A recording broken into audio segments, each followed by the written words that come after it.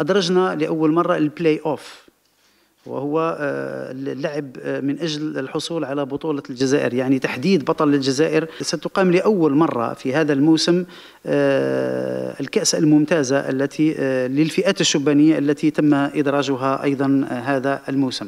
تلقينا بأن كانت المباريات الملعوبة 33920.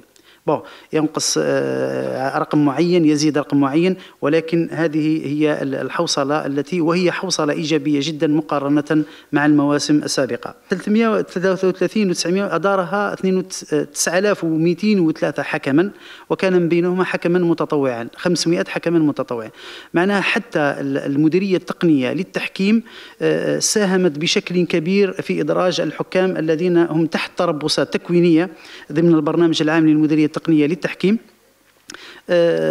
أفادونا في تأطير مباريات القطاعات الفئات الشبانية التي لم تكن تدار بحكام. هنا حوصلت المستوى الوطني لعملية الانتقاء الأخيرة كانت كالتالي: عدد الإجمالي للاعبين الذين تمت معاينتهم ولائيا جهوي وطني 64479.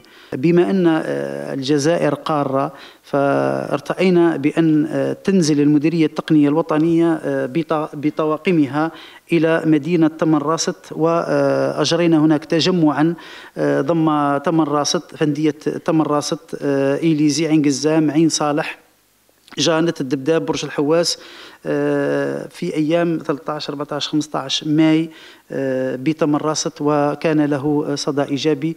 وهذا يدخل أيضا ضمن التزامات الاتحاد الجزائري لكرة القدم بأن تعطى الفرصة للجميع من الشرق إلى الغرب ومن الشمال إلى الجنوب.